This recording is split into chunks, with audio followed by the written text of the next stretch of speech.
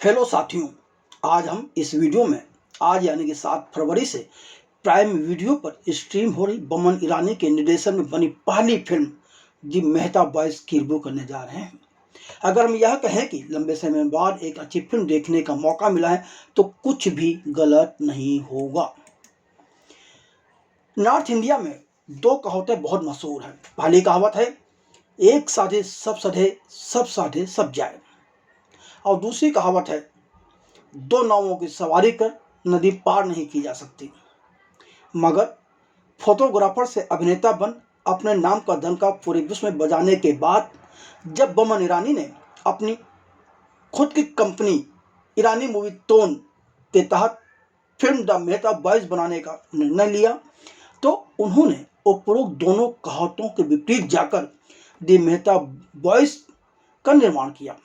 The Mehta boys में बोमन ईरानी ने निर्माता, निर्देशन, लेखन के साथ ही फिल्म के मुख्य किरदार यानी कि पिता शिव का मुख्य किरदार भी निभाया है। फिल्म की कहानी तो पिता पुत्र की ही है, लेकिन फिल्म देखने के बाद कहा जा सकता है कि यह 4 नावों की सवारी करते हुए बेहतरीन तरीके से नदी पार कर गए हैं बमन ईरानी। बमन ईरानी ने ब्रह्मांड के सबसे अधिक महत्वपूर्ण और अति जटिल पिता पुत्र के रिश्तों पर एक सहज फिल्म बनाई है। यूं तो दर्शक फिल्म के शुरू होते ही इस बात का एहसास कर जाता है कि इस फिल्म का अंत क्या होगा। इसके बावजूद वह फिल्म पर से अपनी निगाहें हटाना नहीं चाहता। बमन ईरानी के निर्देशन व अभिनय का यही तो जादू है। फिल्म बर्डमैन के लिए ऑस्कर जीत चुके एलेक्स डाइन लारिस के साथ लिखी गई 1 घंटे और 58 मिनट की आवट वाली फिल्म द मेहता बॉयज की कहानी नवसारी गुजरात में लोगों को टाइपिंग सिखाते सिखाते शिव मेहता, जिसे किरदार में बमन ईरानी है, ने अपने बेटे अमेय मेहता, जिस किरदार में अविनाश तिवारी हैं, को आर्किटेक्ट बना दिया। आर्किटेक्ट मतलब नक्शा नवीस, या यूँ कहें कि जो बिल्डिंगें बनती हैं उनके लिए जो डिजाइन तैयार की जाती है वो आर्किटेक्ट की पढ़ाई पूरी करने के बाद अमेय मेहता मुंबई में आकर बस गए। अमेय जिस कंपनी में नौकरी कर रहे हैं उस फर्म के मालिक, जिस किरदार में सिद्धार्थ बसु हैं, कि सौम्य लेकिन मांग वाली नज़र के तहत एक वास्तुकार के रूप में, एक आर्किटेक्ट के रूप में इसे हैक करने की कोशिश कर रहे हैं। अमेय जिसने घर छोड़ दिया है लेकिन अभी भी अपने पैरों पर नहीं खड़ा हो पाया है, वह मुंबई में अपने टूटे फूटे फ्लैट में रहने के लिए मजबूर है। पर जारा, जिस किरदार में सिराज चौधरी हैं, की भी बात उसके समझ में नहीं आती। जारा स्नेह और आक्रोश के मिश्रण के साथ अमेय से कहती है कि उसके अंदर टैलेंट है, मगर जारा को नहीं पता कि उसका पाला एक ऐसे पुरुष से पड़ा हुआ है जो वह काम करेगा या नहीं कर सकता है तो उसे करना है जहां वह चाहता है। पर जारा गोंसाल्विस, जिस किरदार में सिराज चौधरी हैं, अमेय को समझाती है कि दुनिया में औसत लोगों की भरमार है, लेकिन अमेय में टैलेंट की कमी नहीं है। उसका टैलेंट सभी से 21 है, पर अमेय कहाँ सुनने वाला। जिस ऑफिस में अमेय कार्यरत है वहां पर जहांगीरी इंस्टीट्यूट के लिए एक भारतीयता की पहचान दिलाने वाले नक्शे की जरूरत है। कंपनी के सभी नक्शा नवीस इस काम में लगे हुए हैं। जारा चाहती है कि अमेय अपने टैलेंट को उजागर कर सभी की बोलती बंद कर दे, पर अमेय लापरवाह है। इसी बीच अमेय की मां की मौत हो जाती है। अमेय अपने घर नवसारी पहुंचता है जहां उनकी बहन अनु मेहता पटेल, इस किरदार में पूजा स्वरूप है, अमेरिका से पहले ही आ चुकी हैं। भाई बहन आपस में बात करते हैं जिससे यह एहसास होता है कि पिता व बेटे के बीच बहुत मधुर संबंध नहीं है। पर मां की मौत हुई है तो पिता से तो मिलना पड़ेगा। बाप बेटे दोनों में अपनी अपनी अकड़ है, दोनों एक दूसरे को दिल से बहुत चाहते हैं, पर लोगों को तो इस बात का एहसास नहीं होता। यहाँ तक कि अनु को भी इस बात का एहसास नहीं है कि बाप बेटे दोनों एक दूसरे को बहुत चाहते हैं। नौसारी से वापस मुंबई आने से पहले वह अनु के कहने पर अपने पिता से मिलने उनके कमरे में जाता है और बताता है कि वह मुंबई वापस जा रहा है। तब पिता शिव बिस्तर से उठकर अमेय के पास तक तो आते हैं पर गले नहीं लगा पाते। अनु बता चुकी है कि अब शिव उनके साथ अमेरिका जा रहे हैं। अनु व शिव सामान बांधकर मुंबई से अमेरिका के लिए प्लेन पकड़ने के लिए मुंबई एयरपोर्ट पर पहुंचते हैं। एयरपोर्ट पर अमय भी पहुंच जाता है, पर कुछ समस्या के चलते शिव की टिकट 2 दिन के बाद की है और अनु रुक नहीं सकती क्योंकि अमेरिका में उसके बच्चे अकेले हैं। मजबूरन अमय अपनी बहन अनु से वादा करता है कि वह अपने पिता शिव को अपने साथ अपने मकान पर ले जाएगा और 2 दिन बाद उन्हें प्लेन में बैठा देगा। अमय के घर पहुंचते ही मूसलाधार बारिश शुरू हो जाती है। इस बारिश के वक्त शिव के हाथ की बनाई गई गर्मा गर्म नूडल्स खाते हुए बाप बेटे टीवी पर चार्ली चैपलिन की फिल्म देखते हुए पहली बार हंसते हैं और यहीं से पिता पुत्र के बीच की बर्फ पिघलनी शुरू होती है। इसके बाद क्या क्या होता है यह जानने के लिए तो फिल्म ही देखनी पड़ेगी। पिता पुत्र के रिश्ते पर एक बेहतरीन फिल्म लेकर बोमन ईरानी आए हैं, इसमें कोई दो राय नहीं है। बाप बेटे का रिश्ता शायद दुनिया का सबसे क्लिष्ट रिश्ता होता है। हमेशा पिता अपने बेटे को अपने हिसाब से कुछ बनाना चाहते हैं। हर पिता यही चाहता है कि हम मेरा बेटा यह बन जाए, पर अक्सर बेटे भी अपने पिता की सोच के अनुरूप बनना तो चाहते हैं, लेकिन समय के साथ कहीं न कहीं इस बात पर पिता पुत्र के बीच मतभेद, मनभेद और पैसों को लेकर भी भेद उत्पन्न हो जाते हैं, जिनके चलते रिश्ते किस तरह से बनते और किस तरह से बिगड़ते हैं। इसे बड़ी चतुराई व सहजता के साथ बिना किसी तरह के उपदेशात्मक भाषणबाजी के बोमन ईरानी ने अपनी इस फिल्म में पिरोया है। फिल्मकार ने फिल्म में कट्टरपंथी विषयों को पेश नहीं किया है।